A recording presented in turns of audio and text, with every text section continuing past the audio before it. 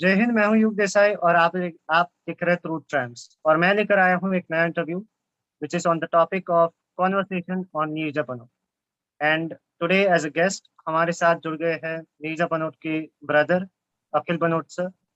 So before starting the interview I would like to introduce Akhil sir. Akhil sir is the managing director at Mega Real Estates, and of course, he is the brother of late Nija Banot. So, thank you, sir, for sparing your time for this interview, and welcome. Yeah, So, sir, nice to be with you. I've prepared a questionnaire, and I'll be asking you questions. Okay. Yeah, yeah. So, first question: uh, how was Nija according to you? Like, what type of girl she was, and like in her nature, in her behavior? She was a very carefree kind of a girl. Very affectionate, had a lot of respect for others, and she was always willing to go out of the way to help others, in spite of Yeah. the fact that she didn't even know them. She was fun-loving. She loved music. I mean, the normal type of a teenage girl, you know. Okay. And she was also a fan of Rajesh Khanna, right? Oh yes, she was a very die-hard fan of Rajesh Khanna. She never missed any of his movies. And later on in her life, in the last 1 year, she had become a fan of Amitabh Bachchan too. Oh. So, yeah. I mean, you know, movies like Namak Halal and all, I think Sharabi, Yeah. these were her favorite movies. She watched them, I think, at least 8 times on the VCR, you know. Okay. Yeah, but So Rajesh that Khanna was was the a top. yeah.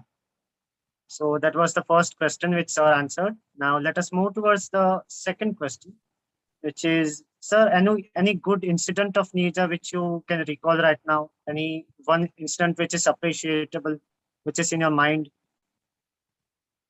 Uh, I'll narrate an incident to you. You know, we were all based out of Bombay at that point of time. Yeah.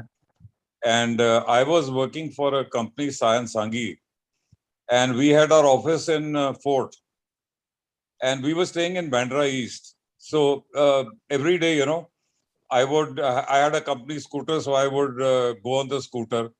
Nirja was at that point of time studying in St. Xavier's. So Xavier's was on the way, so we used to go together. And I'd drop her off at Xavier's, and then I'd move on to Fort. One day while we were going, we were crossing an area called Mahim. There we saw there was this man who was mercilessly beating up his wife, you know. And Nirja told me, stop the scooter. So I stopped the scooter. She jumped off the scooter, went there and caught hold of that guy's hand. And she said, you have no business to beat her like this, you know. He said, she's my wife. She said, I don't care who she is, but you have no right to beat her so mercilessly, you know. Absolutely. Now, because she jumped into the fray, I also had to join in, you know. So, but soon the things turned against us, you know. The tables were turned. The woman who was getting beaten up, she got after Nirja saying that he is my husband. If he is beating me, it's none of your business. He can do whatever he likes. And, you know, so it became pretty embarrassing. So I whisked her away. And from there till her college, we never spoke a word. When we met again in the evening, I asked her, you know, her pet name was Lado, and we used to call her Lado only. I don't recall ever calling her Nirja, you know. So I told her, I said, Lado, tera dimag kharab tha. Why did you have to interfere out there? It was none of our business. She said, no, he had no right to beat her like this. So I said, but if you carry such principles in life, it is very difficult to survive. She told me, she says, my pet name is Munna. She used to call me Mun. So she says, Dekh Mun, this life is so meaningless that whether I live another 1 year or I live another 15 years, time will pass like this. And she snapped a finger to prove her point. And something that is so meaningless, why should I give up my principles? And now I look back, nearly 40 years have gone by, and time has gone like this. We don't even know where it's gone. So that was her nature, you know. That was her nature. So she was always against injustice, any kind of injustice. Yeah, any kind. In fact, even at home, if she felt my parents did something wrong to us or we did something wrong, she would be the Chaudhary, who would lead the mutiny. Yeah. Great. So that was the incident which sir narrated. Now, moving forward to the third question. This is one important question. And so here goes the question.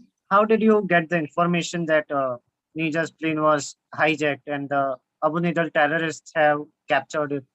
And in addition to this question, I want to add one more question that we know whole crew along with Nija and the passengers on board, they all remained on the plane for around 16 or 17 hours. Yes. So while saving three kids, she was shot dead by the terrorists. So how did you get the information of her death? So here are two See, questions, sir. those were the days when there was no TV, Shivi. Yeah. So these days, you get updated very fast because of the television. But those days it was not there. My father got a call, my mother got a call from Pan Am, and they informed that the plane has been hijacked. I was working in a company in Tulsiani Chambers at that time in Nariman Point, and my wife called me up and told me that this has happened. So I immediately rushed home. My father also got to know it. He was attending a press conference. He was a journalist, so he got to know in the press conference that the plane had been hijacked. So the moment I came home, I met mom and all, and my mom just kept saying that she is not going to come back. I said, "Why do you say that?" She said that, look, there are those four heavily armed terrorists who have hijacked the plane, and they are heavily armed, and she is not the type of a person to be afraid and cow down to anybody. And in this situation, it is very difficult for her to come back. So we kind of had given up hope when we got to know the hijacking has taken place. Because knowing her nature, वो डरती टुरती नहीं थी किसी से. So that's how we got to know. And during the hijacking, there was not much news except for that my father was a very good friend of the chairman of Hindustan Lever at that time. Yeah. And the chairman of Hindustan Lever instructed his counterpart in Karachi to keep updating about whatever is happening. So that was the only source through which we were getting information. And at night, we got this call from Pan Am saying that she is no more. Okay. And then Yeah. you went Karachi, or the body was? No, the body was brought here. My parents and I went to Karachi to receive the award that Pakistan gave her, the Tagma-e-Insaniyat. My mom, dad, me, the three of us went to Karachi to receive that. But the body was brought here. It was in a casket. And the last rites were done here. Okay. In Bombay. So now that was the third question. Moving forward to the fourth question. Can you just throw a light on Nija and her crew's bravery, and that they had hid the American passports, and so that those terrorists cannot torture or any kind of thing to the Americans. So can you please explain this incident? Why did they hid the American passports? You see, because right in the beginning of the hijack, the passengers thought that this was probably a Khalistani or that kind of a hijack. So there was a guy called Rajesh who was one of the passengers who was an American citizen. And he stood up and he waved out his passport saying that I am American, I am American. Little realizing that they were actually after the Americans. So they took Rajesh to the door and shot him in the head and threw his body down. That's where everybody, I mean, the crew and Nirja and the crew got to know that these people were after Americans. So Nirja instructed the crew that, we should collect and hide all. When the hijackers asked them to collect all the passports, Nirja instructed the crew that we must hide all the passports of the Americans and not hand over any American passport to these guys. So the crew and Nirja went around collecting these passports and hiding the American ones. So when they collected all the passports, the hijackers got very annoyed because they found there was not a single American passport among there. So that was the main reason why and that's how the Americans got saved. Yeah, that's great. And Yeah.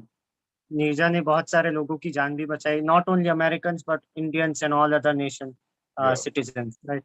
सो मुझे एक बात अभी याद आई, मैंने YouTube पर एक video देखा था सर, जहां आपकी मदर रमा आंटी बोल रहे थे अबाउट नीरजा दैट कल अगर तू कल अगर कुछ ऐसा हाईजैक वाईजैक कुछ हो गया तो तू Yeah, I'll क्या tell you करेगी, this. तू भाग जाना. You know, she हाँ, had I heard gone to that. Miami. She had gone to Miami to attend an anti-hijacking program.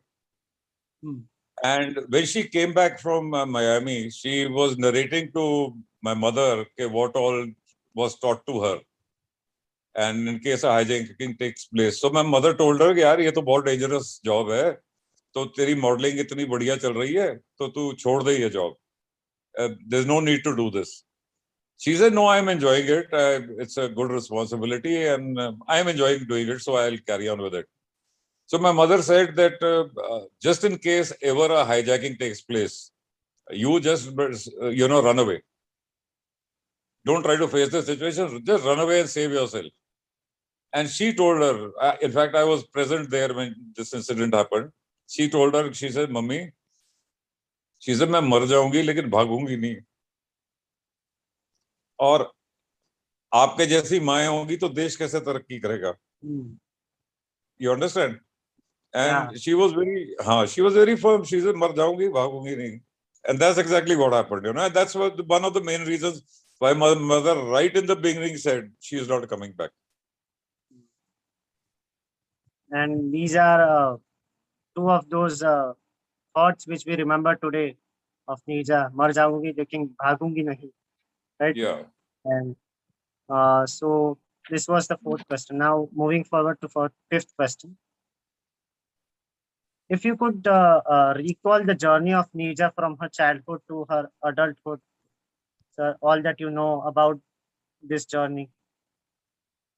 See, Neerja was born here in Chandigarh, and my younger brother Anish, who unfortunately passed away last month, he was 5 years old at that time, and I was 8 years old, and she was the youngest.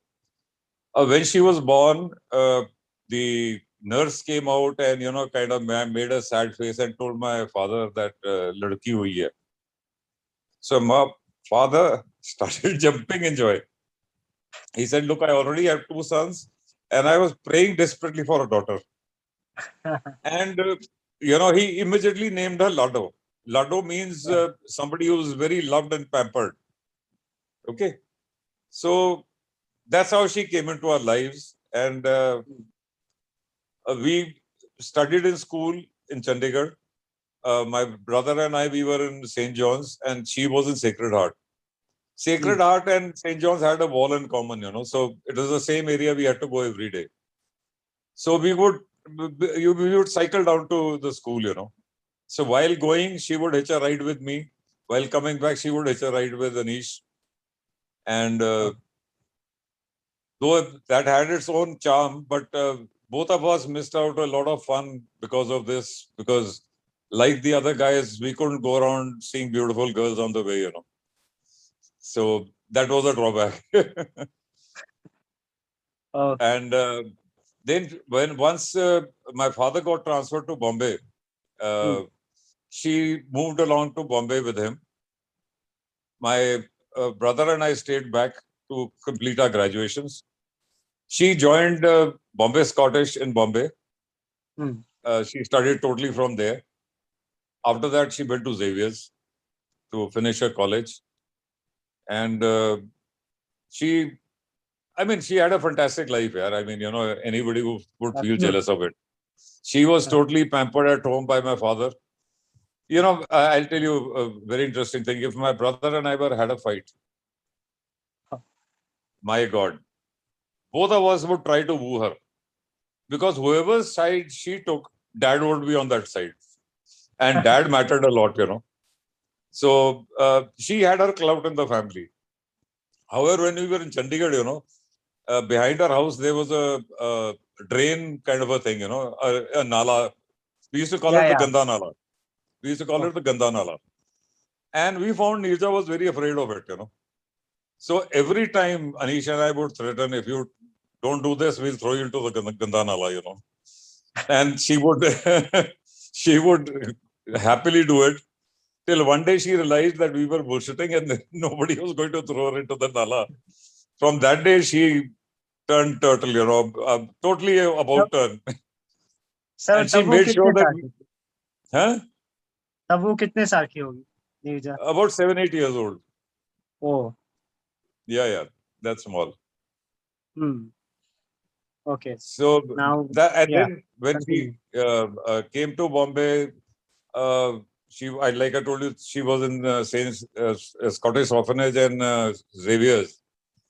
Then one day she was standing outside the gate of the Xavier's with her friends having bhutta. And there was a magazine at that time, I don't know whether it's there or not, called Bombay. So the journalist from Bombay was roaming around there, and he was doing a feature on Girls Next Door. So he spotted the group standing there eating bhuttas. So he clicked them. And that photograph got published in the magazine. That photograph was seen by the owner of, I'm not able to recollect the name just now. There was a fashion house in Cup Parade. Naam nahi yaad aa raha mere ko is waqt. So they saw that photograph and they found out from Bombay and contacted Neerja and said that, would you like to model for us? And that was how her modeling started. Then her modeling was going on fine till one day my father saw an ad in the paper for, it was a matrimonial ad. And he kind of liked it and he met the guy. And the guy, I mean, my sister didn't like this guy's face also because he had a big black patch out here, you know. So, but my father said, don't look at the face, you know. His qualifications are good. He's an engineer settled in Sharjah. And she still said no. Then suddenly, you know, my father made a face and said, Dekh, beta, mere ko bahut khushi hogi agar tu haan kar de. वो लड़की से ना नहीं हुई. She got married, went there. Then 2-3 months were very difficult for her because dowry problems started. In spite of the fact that right before the marriage, we had made it very clear to them that we are not only non-dowry people, we are anti-dowry people. Still, they said, I mean, you know, that's okay. But after the wedding, the problem started.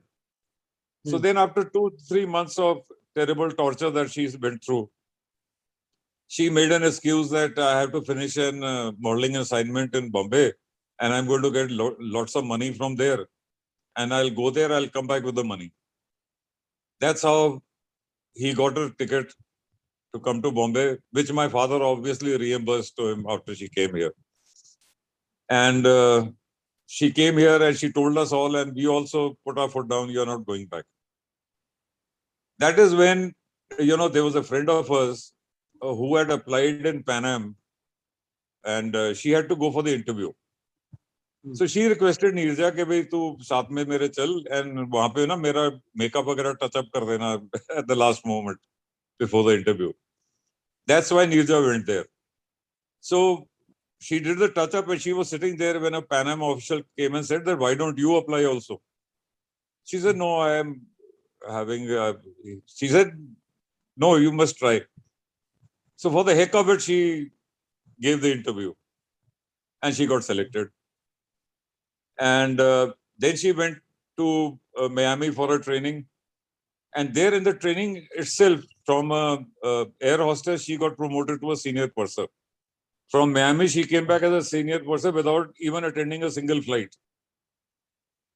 And that's how she entered the Pan Am business. And she was the senior purser in the last flight, which she... yeah, she was the senior most. You see that there were other air hostesses also who were heroic that day. I mean, Yeah, nobody can do such a task alone.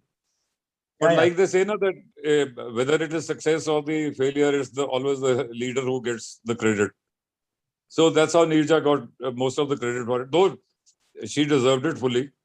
And because she was the most active, it was under her directions that the crew did whatever they did. Absolutely. Yeah. So now coming towards the last question of this interview. Yeah. There are many interviews. There are many interviews on YouTube and on other social media accounts where you are speaking against America in this particular Pan Am case. So Yeah. can you just put forward your remarks against America in this particular case? See, it's not a question of against America, but it is against the situation that took place, you know. See, she gave up her life trying to save all the American passengers, right? But the Americans didn't even once acknowledge what she had done. There was not even a mention of her by the American government or anything of that sort. However, then later on, it is after those interviews that there is a Department of Justice of America. They finally gave her an award, which my brother and I went to Washington to receive it. Okay. But as far as monetary compensation and all, they gave nothing. They gave it to the other citizens, but not to the Indian citizens, which I think is very unfortunate. Because these Indian citizens went, I mean, they risked their lives to save the Americans only. So I think America was grossly unfair in that part. Yeah. That is what I had said, yeah. So thank you so much, sir, for speaking to us. Most welcome. Sparing your precious time for this interview. And I hope the viewers have liked this interview. हमारे viewers को हम आशा करते हैं कि पसंद आएगा ये interview. This particular interview was for youth, I must say, that youth को क्या inspiration मिलेगी नीरजा से, नीरजा की bravery से. आज हमें ऐसा youth नहीं चाहिए कि जो रोता रहे, दुखी रहे. आज हमें नीरजा जैसा youth चाहिए, courageous, brave. Right. So, that was all. And viewers, I will be continuing to post to make such interviews with other personalities as well. Till then, it's goodbye and thank you. Thank you, sir. Goodbye. Thank you so much. Thank you.